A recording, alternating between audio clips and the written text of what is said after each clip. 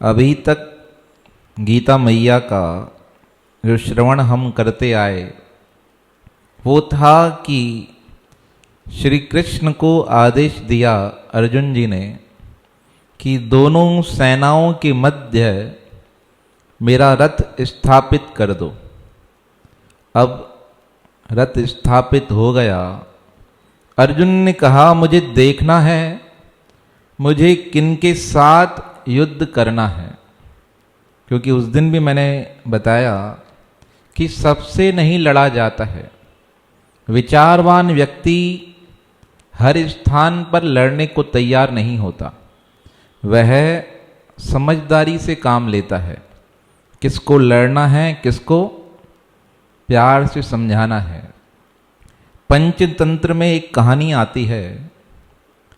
एक भेड़िया कहीं से गुजर रहा था जंगल से। उसने देखा कि एक हाथी का शिकार हुआ पड़ा है।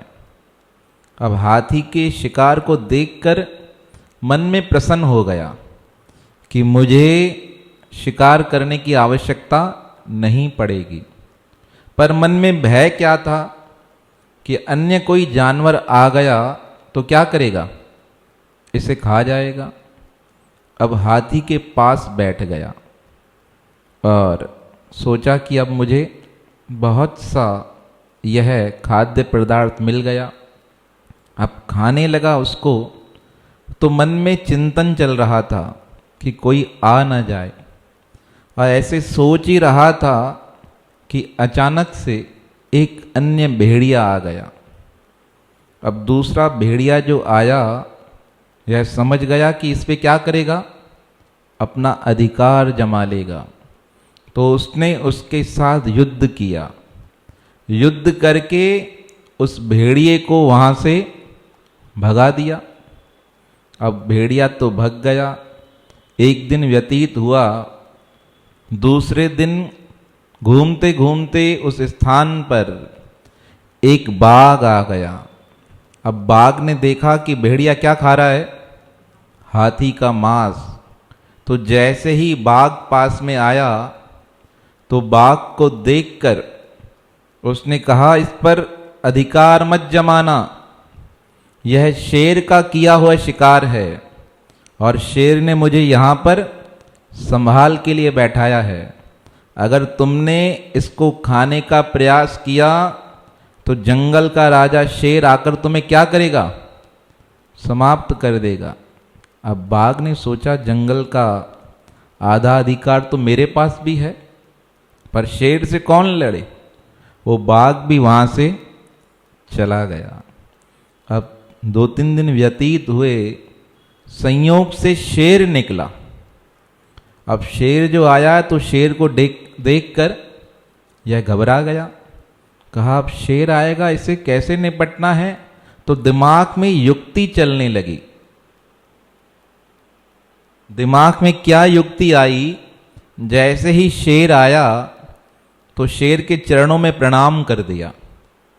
शेर ने कहा ये इतना बड़ा शिकार तुमने किया। कहा महाराज शिकार तो होते रहते हैं, आपसे क्या छुपाना। आजकल जंगल में 2-2 राजा हो गए हैं। क्या हो गए हैं, एक आप हैं, एक दूसरा भी शेर है घूमता है, वो भी क्या कहता है, मैं राजा हूँ। अब उसने ही शिकार किया है, अब आया नहीं 2-3 दिनों से, तो भूख लग रही थी तो मैं खा रहा था, आप भी आइए आप भी खाइए। तो जैसे ही शेर खाने लगा तो भेड़िया क्या हो गया, चिंता में पड़ गया कि यह तो क्या करेगा, सारा खा जाएगा। तो बातों बातों में कहने लगा महाराज मैंने बहुत किस्से सुने हैं शेरों के बारे में कि शेर स्वाभिमानी होते हैं, अपना शिकार खुद करते हैं, पर आज आप यह खा रहे हैं तो मुझे उस बात पे संशय होने लगा। यहाँ तो आप राजा नहीं हैं, यहाँ क्या हैं, नकली हैं, यहाँ आम पे दम नहीं है। यह बात सुनकर शेर का स्वाभिमान जाग गया। कहा तुमने मुझे ऐसा कहा, लो मैं ऐसे नहीं खाता हूँ और अभी का अभी यहाँ से जा रहा हूँ। वो भी चला गया।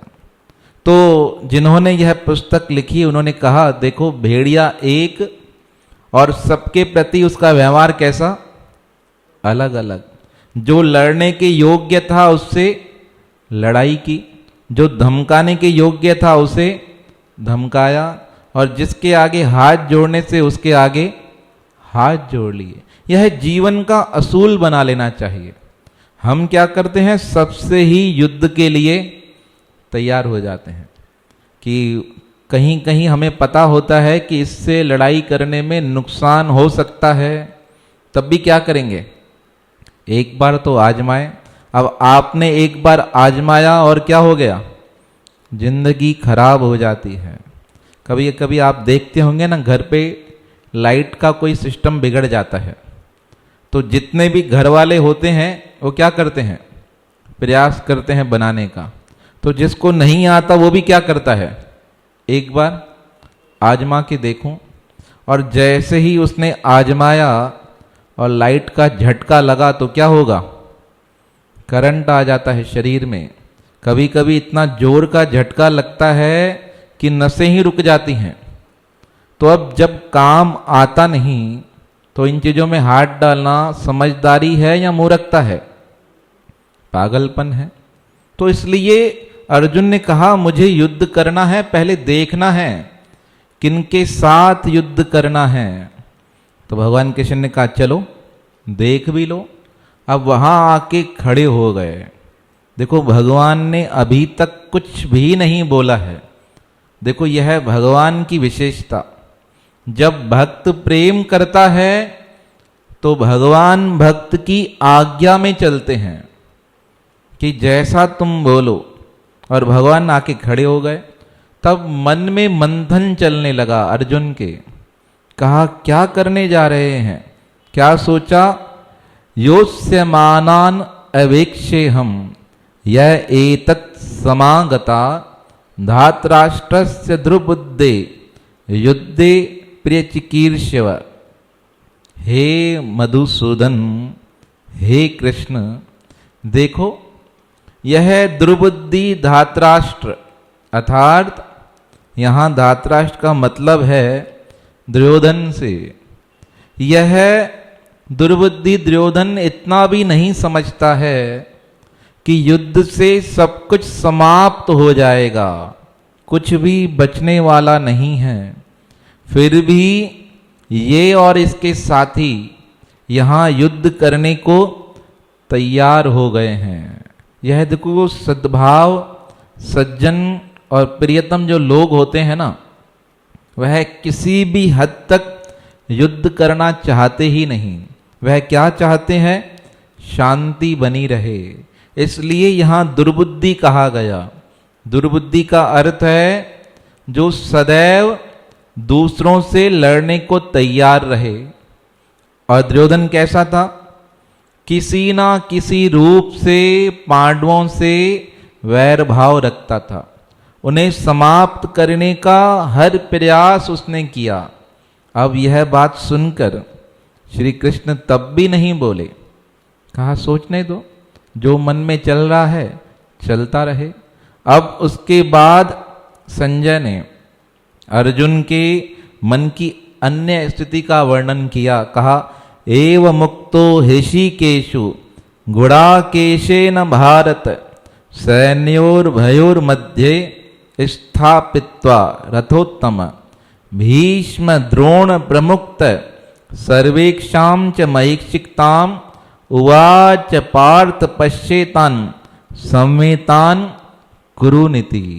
यहाँ पर संजय ने अर्जुन को गुडाकेश कहा। गुडाकेश का मतलब है जिसके बाल घूमे हुए हों। गुडा मानी घूमे हुए, केश मानी बाल। और दूसरा अर्थ है गुडाकेश का जिसने निंद्रा पर विजय प्राप्त की हो। नींद होती है ना, नींद पर जो विजय प्राप्त कर ले उसे गुडाकेश कहा जाता है। तो अर्जुन ने निंद्रा पर विजय प्राप्त की थी। अर्जुन का एक नाम धनंजय, एक नाम पार्थ, एक नाम गुडाकेश है। 10 नाम हैं उनके। तो अब जब अर्जुन तपस्या करने गए तो कहते हैं निद्रा आने लगी। अब निद्रा में विकार भी परेशान करते हैं। जो साधक लोग होते हैं ना, वो अपनी निद्रा पर विजय प्राप्त करते हैं। सद्गुरु स्वामी टेऊराम महाराज जी के जो भाई थे स्वामी ग्वालानंद जी महाराज, उनका एक बहुत सुंदर भजन है, थोड़ो खायण थोड़ो बोलण थोड़ी निद्रा कर सदा, कदी फाक्यो फिक्र मातू जी फना में कर फिदा। यह सद्गुरु महाराज जी बहुत गाते थे। कहा थोड़ा खाओ थोड़ा सो और थोड़ा बोलो। ऐसा करने से क्या होता है? आत्मा जागृत हो जाती है। शरीर के अंदर ही आत्मा रहती है और आत्मा को जागृत करने का प्रयास किया है कि अपने आप को जगा के रखो हर समय हर क्षण। तो अर्जुन ने जगा दिया था। तपस्या करने गए अर्जुन जी, तो वहां पर निद्रा आने लगी। तो कहते हैं निद्रा देवी से कहा, मुझे इस समय आपकी सेवा की आवश्यकता नहीं। तब निद्रा ने कहा, मैं तो स्वाभाविक हूं, हर किसी को आती हूं, तुम ऐसे क्यों मना कर रहे हो? कहा मुझे तुम पर विजय प्राप्त करनी है। अगर आप पर विजय प्राप्त नहीं कर सका तो मेरी साधना सफल नहीं होगी। तो निद्रा देवी ने कहा कोई उपाय करो कि मेरा भी मान रह जाए और तुम्हारी प्रक्रिया भी नहीं टूटे। तो कहते हैं उस समय अर्जुन जी ने निद्रा देवी से कहा, मुझे थोड़ा समय दे दो, उसके बाद मैं आपके स्थान पर निवास करूंगा। तब कुछ समय के लिए नहीं, 6-7 महीने तक अर्जुन को निद्रा नहीं आई।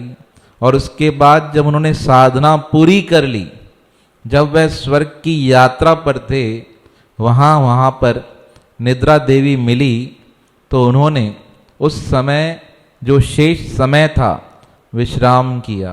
इस प्रकार उन्होंने निद्रा पर विजय प्राप्त कर ली और अपनी साधना सिद्ध की। तो धृतराष्ट्र को बोलकर संजय जी बताना चाहते थे कि संभल जाओ, अर्जुन निद्रा विजयी है।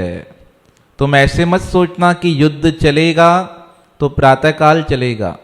वो ऐसा है, उसके लिए हर समय प्रातःकाल ही है। वो इतना धुरंधर है, इतना धुरंधर है, युद्ध में पारंगत है, जिसने उस चीज पर विजय प्राप्त की जिस पर संसार में कोई विजय प्राप्त कर ही नहीं सका है, गुड़ाकेश कहा गया। उसके उपरांत कहने लगे, जब अर्जुन ने इस प्रकार भगवान से कहा तो भगवान ने कहा ठीक है। अब अर्जुन स्वयं ही उन सारे योद्धाओं को देख रहे हैं। वो योद्धा कैसे हैं? भीष्म द्रोण प्रमुक्त सर्वेक्षाम महिक्षिताम, सब महान महान योद्धा युद्ध की इच्छा से उस स्थान पर इकट्ठे हुए हैं। अर्जुन जी बता रहे हैं। अब भगवान कृष्ण का तो देखा ही हुआ था सब कुछ, फिर भी भगवान समझ गए कि हो सकता है अर्जुन के मन में कुछ न कुछ शेष रहा हुआ हो। स्वामी राम सुखदास महाराज जी ने बहुत सुंदर व्याख्या की है। उन्होंने कहा है कि भगवान स्वयं चाहते थे कि अर्जुन के मन में मोह जागृत हो। किस लिए? कि अर्जुन के मन में मोह होगा तो अर्जुन क्या करेगा? युद्ध से भागने का प्रयास करेगा।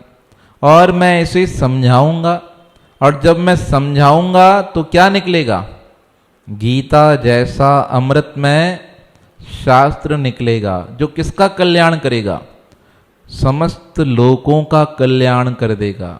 देखो, हम सबके कल्याण के लिए परमात्मा ने अर्जुन को मोह से ग्रस्त करना भी स्वीकार कर लिया। नहीं तो अर्जुन बहुत प्रेमी है, चाहते तो भगवान अपनी माया को एक क्षण में हटा देते, पर भगवान ने दो संदेश दिए कि अगर मैं अपने भक्त का नाम खराब करता हूं तो उसमें भी उसकी भलाई है, और दूसरा कि मेरी माया इतनी प्रबल है, मेरे साथ रहने पर भी व्यक्ति मोह के बंधन में बंध सकता है। यह कितने सरल और सटीक सिद्धांत हैं कि भगवान के इतना समीप बैठा अर्जुन मोह से ग्रस्त, और एक परमात्मा की अद्भुत लीला। तो भगवान स्वयं चाहते थे, इसलिए अर्जुन कहने लगा, प्रभु देखो कौन कौन यहां देखो खड़ा है। ऋषिकेश, हे इंद्रियों के स्वामी, सैन्योर भयोर मध्य स्थापित्वा रथोत्तम, दोनों सेनाओं के बीच में जाकर रथ खड़ा हो गया।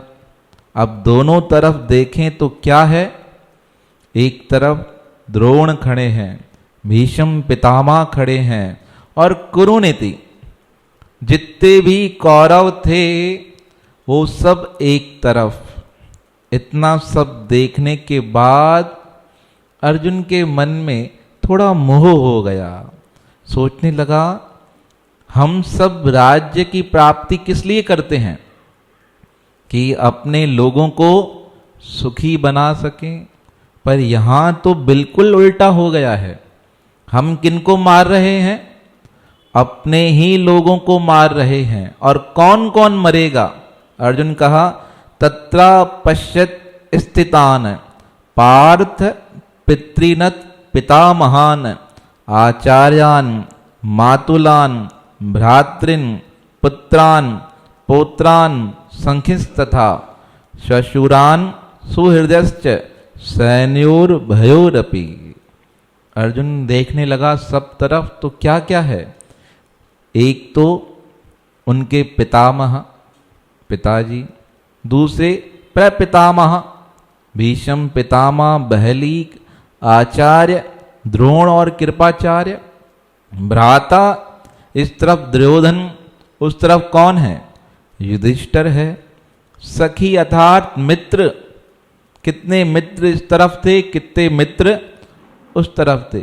ससुरान, ससुर भी आ गए थे, द्रुपद भी आ गए थे, कुंती भोज भी आ गए थे, और इसके बाद जरा कौन था, जयद्रथ था ना, सिंध नरेश का राजा, सिंध नरेश का जो राजा था जयद्रथ, वो कौन था, उनका बहनोई था, वो भी आ गया।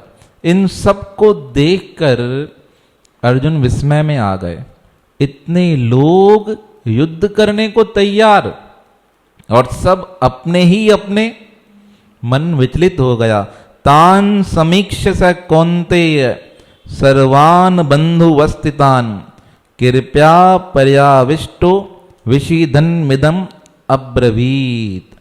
यहाँ कृपया पर्याविष्टो, उन सबको देखकर, अपनी अपनी जगह पर स्थित उन सब बांधों को देखकर कुंती नंदन अर्जुन अत्यंत कायर युक्त भाव से विषाद करते हुए बोले। अर्जुन ने क्या कहा, कृष्ण देखो तो सही, कौन कौन लड़ाई करने आया है। भगवान समझ गए इसका मन क्या हो रहा है, दुर्बल। भगवान ने कहा होने तो अच्छी बात है, जब तक फोड़ा पकेगा नहीं तब तक इलाज होगा नहीं। किसी को शरीर पर कोई फोड़ा हो जाए, डॉक्टर के पास लेकर जाएं तो डॉक्टर क्या कहता है, अभी फोड़ा कच्चा है। बोला क्या करें, कहा पहले पकने दो। कहा पकेगा तो दर्द करेगा, कहा जब तक पकेगा नहीं तब तक इलाज होगा भी नहीं।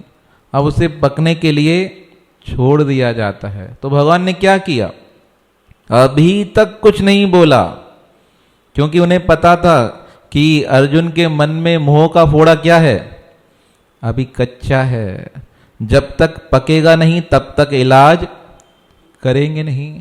अर्जुन ने यहां वहां देखा और देखकर कहा, अर्जुनो वाच दृष्टवेमं स्वजनम कृष्ण युयुस्सो समुपस्थितम सिदंतिमं गात्राणि मुखम च परिशुष्यति वे प्रथुश्च शरीर में रोमा हर्ष जायते गांडीवम संसक्ते हस्ता तक वक्चैव च परिदह्यते न च शक्नोमि अवस्थातुम ब्रह्मतीव च मे मन।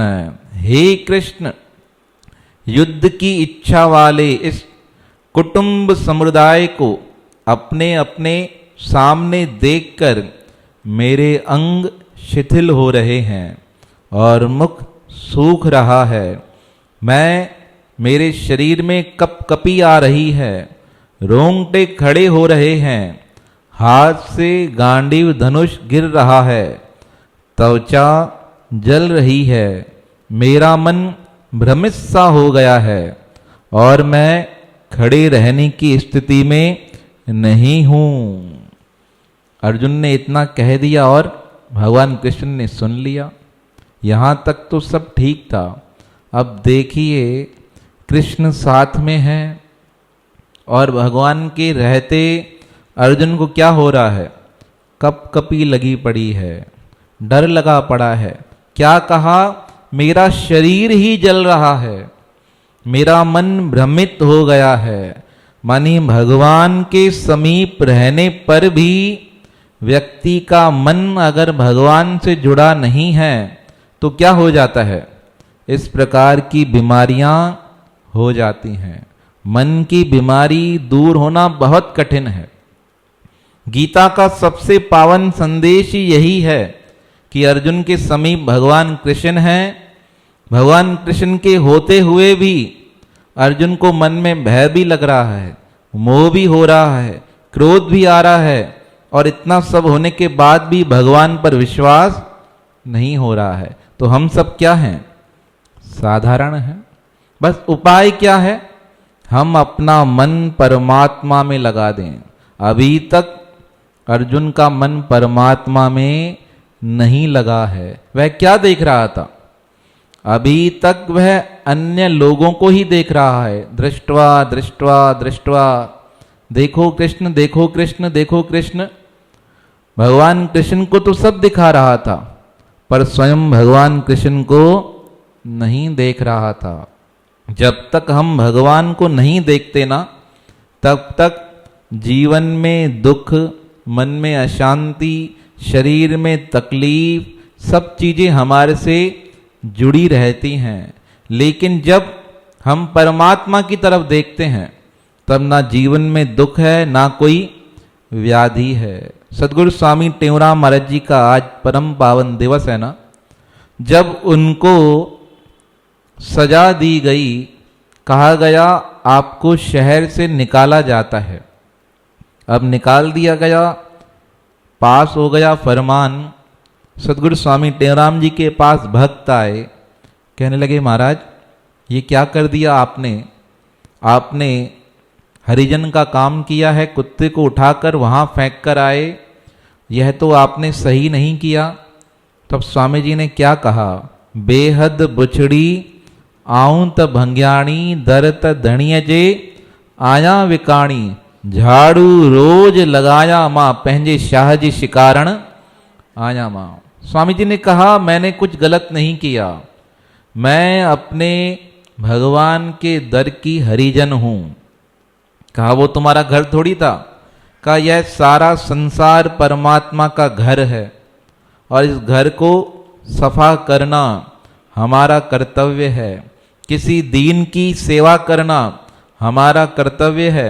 मैंने वही काम किया।